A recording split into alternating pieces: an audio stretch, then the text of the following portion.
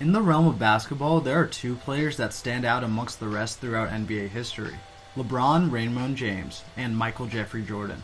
Anytime that any sensible person is having the GOAT debate, trying to determine who the greatest basketball player we've ever seen is, it's between these two giants of the sport.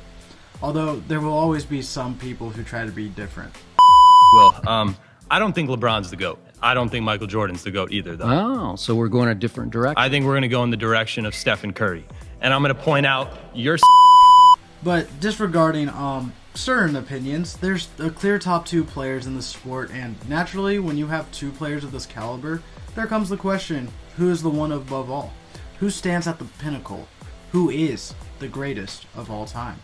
And while I enjoy watching people go back and forth on this debate, I'm here to say in this video that the NBA's GOAT debate is stupid, and today I want to explain why. To begin with, I want to do a quick rundown of each of these legends' careers.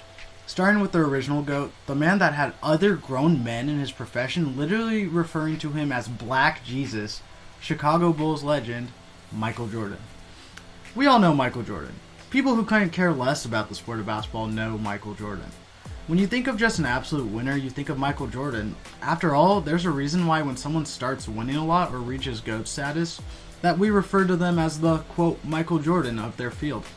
This is because on paper, there's a strong case that this career was perfect or as close as you can get. After all, just to run through his accolades, Jordan was a national champion in college, as well as the Wooden and Naismith Award winner, the third overall pick in the 1984 NBA draft, won Rookie of the Year while also being All-NBA second team as a rookie, 14-time NBA All-Star, 3-time All-Star MVP, 9-time All-Defensive First Team, 10-time All-NBA First Team, Defensive Player of the Year, a 5-time NBA MVP, the only guard to ever win MVP and Defensive Player of the Year in their entire career, and he did it in the same season, averages the most points per game in NBA history with 30.1, a 2-time Olympic gold medalist, being part of the 1992 Dream Team, and obviously the perfection of going 6-0 in the NBA Finals, winning all 6 Finals MVPs and never going to Game 7. Wow, that's just the accolades, and then there are the additional moments and the stories that solidify the legend. From the clutch shots to the fact that he three-peated, retired to go play baseball after the unfortunate passing of his father, came back to the NBA and completed another three-peat immediately. The flu game, the shoes, the brand, as long as you don't talk about him as an owner, this is the perfect player with the perfect career and story arc. It's something out of the movies that, if it hadn't really happened, people would probably say, quote, that's unrealistic if they saw it in a sports movie. So, between the accolades, the winning, the moments, and the icon, it's pretty plain as to why Michael Jordan is the greatest basketball player to ever live in the eyes of so many people. But before we pencil him in as the GOAT and call it a wash, let's take a glance at his competitor, the heir apparent to the throne who has other grown men in his profession literally calling him the king, the kid from Akron, Ohio, LeBron James. In the same vein as his predecessor, you can ask literally anybody who doesn't know a single thing about the game of basketball if they know LeBron, and the answer will be, of course. I mean, this is the guy who as a teenager was labeled the chosen one, and he somehow managed to supersede the hype around him. This is someone who, when they were drafted, it was thought he'd be a disappointment if he wasn't a first ballot Hall of Famer. Literally. And yeah, he's blown that expectation out of the water. To just run through Bron's accolades, he's the greatest high school basketball player we've ever seen, the first overall pick in the 2003 NBA draft coming out of high school, while being in the same draft class as Dwayne Wade, Carmelo Anthony, and Chris Bosh. Won Rookie of the Year, is a 20-time NBA All-Star, 3-time All-Star Game MVP, 6-time All-Defensive Team honoree, has been an All-NBA player for 21 consecutive seasons, which means every season since his rookie year, including 11 straight first-team selections from 2008 through 2018, a 4-time MVP, a 3-time Olympic gold medalist, as well as the NBA's all-time leading scorer, and honestly just the most all-around statistically dominant player we've ever seen.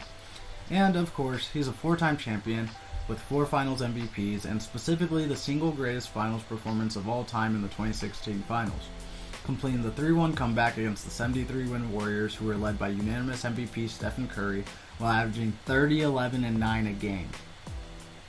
And not to sound like a broken record, but that's just the accolades, and I didn't even really get to mention just the sheer statistical dominance and records he holds number-wise.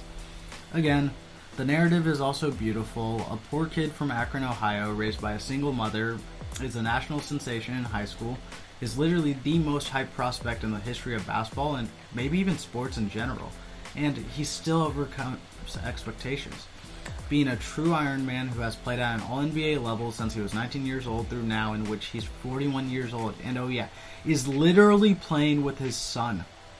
Not to mention the cultural impact he's had between all the commercials, the movies, and social media, as LeBron trends tend to take over the internet.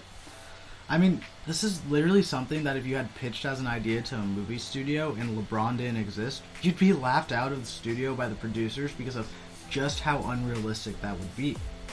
The man was just in year 22, averaging 24, 8, and 8. It's actually outrageous. So, obviously, this is what a perfect career looks like, so clearly it makes sense as to why people have him as the GOAT, right? But, wait, didn't we already establish Michael Jordan's career was perfect? Well, that brings me back to the main point of this video. The NBA GOAT debate is stupid because, unironically, there are two GOATs, which doesn't usually happen. But both of these players have essentially as perfect a professional sports career as you'll ever see.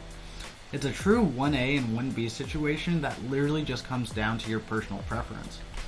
If you prefer the aura and mystique of Michael Jordan because he went perfect in the finals and is just a flat-out winner with a killer mentality and it's gotta be the shoes, right? Then yeah, of course, that's your GOAT. I mean, we all watched The Last Dance and that had me convinced. But if you prefer the sheer dominance and longevity as well as the overcoming of pressure to be great from a young age because he was compared to Mike from the jump, then duh, LeBron's your GOAT.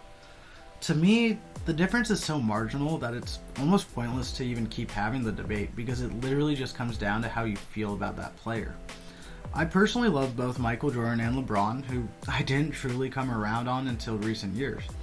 You can't deny either of their greatness, and every time I see people have the GOAT debate, it just goes in circles forever because it's literally just what you like more. The arguments aren't ever truly definitive, and a lot of the time they just circle back to either 6 rings or longevity.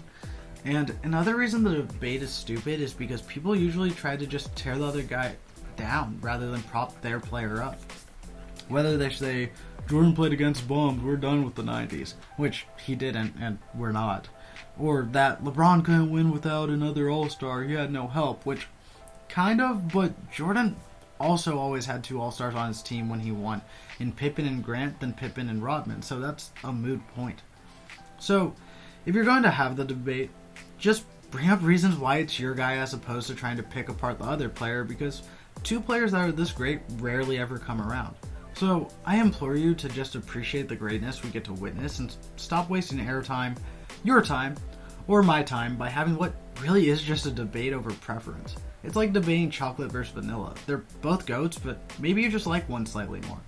So, in conclusion, the NBA GOAT debate is stupid. Not for the reason you might have expected me to say, but it's time to stop letting that dominate hoop talk culture and focus more on bettering the game and bettering narratives, especially with the current media we get from sports media. It's not great, so I'd like it to be better. But yeah, thank you guys for watching. If you enjoyed the video, hit the subscribe button, and I'll see you guys next time. Peace.